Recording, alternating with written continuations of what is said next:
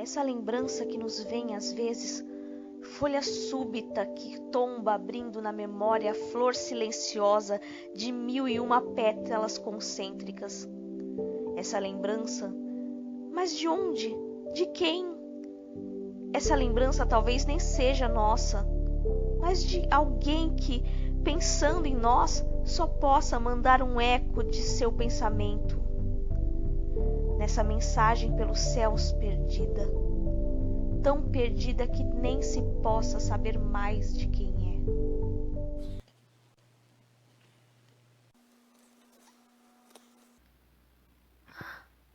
Esqueci.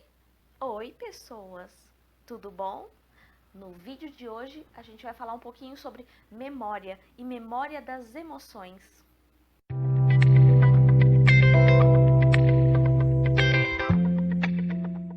Antes da gente falar sobre memória das emoções, a gente vai falar um pouquinho sobre o que é a memória. Eu vou dar um resuminho aqui bem básico, porque eu não sou especialista. Então eu vou deixar as fontes das minhas pesquisas aqui na descrição desse vídeo, que depois, se vocês tiverem curiosidade, vocês vão lá e procuram. Memória. O que é a memória?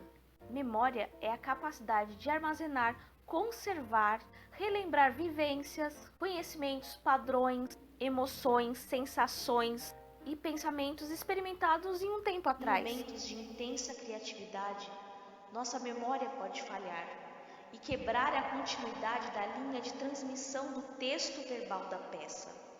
Essa preocupação de lembrar-se das palavras quando um ator está inseguro de si, priva-o da capacidade de entregar-se e inteiramente à intensidade de seu espírito criador.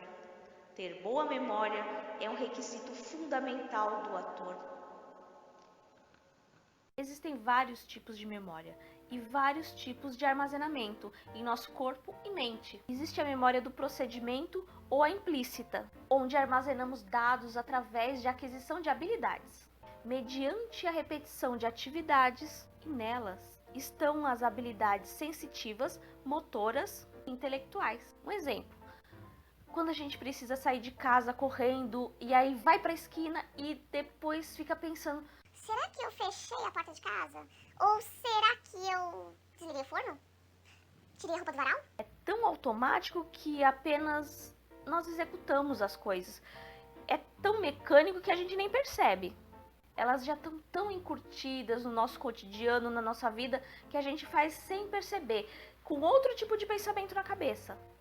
A gente faz uma coisa e pensa em outra totalmente diferente. Também temos a memória declarativa, onde armazenamos informações de fatos e dados, captados através de sentidos, associações, deduções. Esse tipo de memória é trazido ao nosso consciente através de palavras, imagens, sons. Nessa memória também inclui-se a memória episódica, que é a memória de fatos vivenciados, e a memória semântica, que são aquelas adquiridas através do saber, por meio da escrita visual e sonora. Uma coisa curiosa é que também existem as falsas memórias. Sim, o cérebro pode criar coisas que nunca ocorreram com você, como se fosse uma lembrança verdadeira. O cérebro pode confundir o que é real com uma ilusão nunca vivida.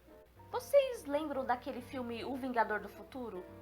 Onde o homem, o mocinho do filme, ele recebia implantes de memória, memórias felizes, de viagens que ele nunca viveu, de experiências fantásticas, de acontecimentos de aventura. Essas falsas memórias implantadas eram vendidas como souvenirs, essas coisas do espaço, só que eram memórias de viagens. Ele colocava e tinha a memória da viagem que ele nunca fez. Por exemplo, ele nunca tinha ido para Marte. Aí ele colocava lá, aventuras em Marte, colocou no cérebro dele. E tinha as aventuras em Marte, que ele nunca tinha ido para Marte, nunca tinha ido. Tão curioso e assustador. Fico pensando se um dia, né, a gente puder fazer isso, né? Vou colocar, implantar aqui, memória de eu sendo rica, famosa, dinheiro, O tempo é um extraordinário filtro para os nossos sentimentos evocados. Além disso, ele não só purifica, mas também transforma em poesia até mesmo as lembranças dolorosamente realistas. Também não podemos esquecer do nosso corpo. Nós temos memória corporal, memória muscular, que também carrega a lembrança e as emoções de experiências que carregamos por toda uma vida. Esse tipo de memória que nos faz reviver emoções já sentidas alguma vez é por nós chamada de memória das emoções. Assim como sua memória visual é capaz de reconstruir uma imagem interior de alguma coisa, lugar ou pessoa esquecidos, sua memória das emoções também pode evocar sentimentos já experimentados. Tais sentimentos podem parecer estar além da possibilidade de serem evocados, mas, subitamente, uma sugestão, um pensamento, um objeto conhecido fazem com que nos sejam trazidos de volta à plenitude de sua força. Às vezes, as emoções têm a mesma intensidade de sempre, às vezes são mais fracas, às vezes ainda os mesmos sentimentos fortes podem retornar um tanto modificados. Memória das emoções. Podemos usar as nossas próprias emoções em cena. Somos o melhor material que existe e que melhor conhecemos, mesmo sabendo que nunca a gente vai se conhecer o suficiente. Por isso, o autoconhecimento é sempre constante. Utilizamos nossas emoções e sentimentos para criar as personagens. Temos experiências práticas sobre situações e sabemos o que sentimos em cada uma delas. A memória é um material muito vasto para as nossas criações. Ao longo da vida, captamos, olhamos e percebemos tudo ao nosso redor. E isso acontece através dos nossos sentidos. E guardamos todas as nossas sensações e emoções. A memória do ser humano é algo muito complexo. E às vezes torna-se uma armadilha para o ator. Principalmente quando falamos de memória das emoções. Em ocasiões de perigo real, um homem pode ficar calmo. Mais tarde, porém, ao evocar a memória do perigo real que o ameaçou, ele pode vir a desmaiar. Este é um exemplo de que a memória emocional tem um poder maior do que os sentimentos originalmente experimentados. Para utilizar dessas memórias emocionais é necessário muito cuidado. Se você não tem um autoconhecimento sobre os seus próprios sentimentos, a ativação dessas memórias pode ser alguma coisa bem difícil e até dolorosa. Imagina só, se toda vez que você tiver que fazer uma cena mais profunda, mais forte, com um sentimento mais pesado, mais triste ou mais intenso, você tiver que relembrar alguma coisa do passado, assim, e você tiver que pensar num parente seu morto toda vez, ai, esse parente morto, não sei o quê. É torturante.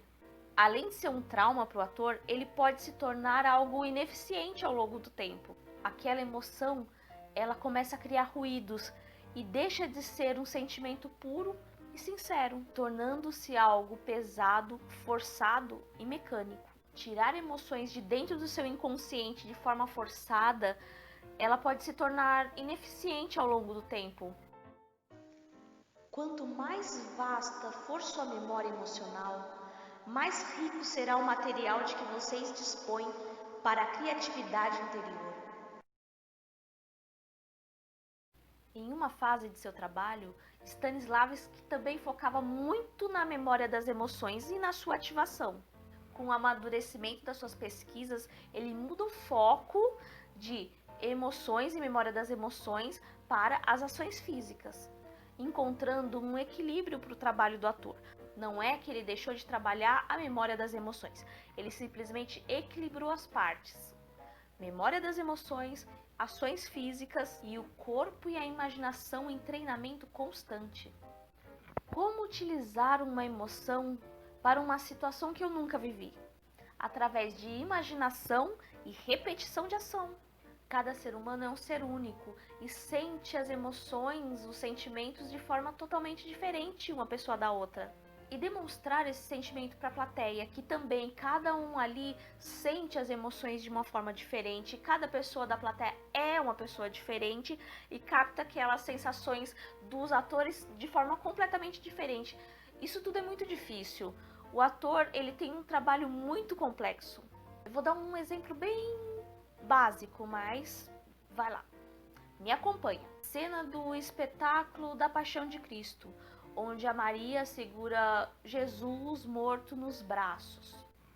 Como demonstrar um sentimento tão forte, tão complexo? Existem muitas possibilidades. Vai ter atriz que vai utilizar da memória emotiva, procurando sensações e emoções de sua vida pessoal, até mesmo procurando situações similares na sua vida.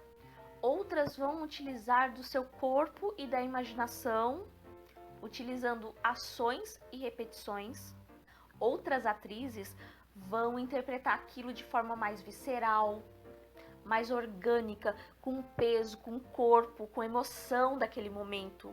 Expressões corporais extremas, gritos, tensão muscular, vivenciando aquela cena de forma total e orgânica, se entregando totalmente àquela situação. E outras atrizes vão ser mais contidas, vão utilizar de gestos e olhares bem sutis para transmitir a dor pesada dessa perda.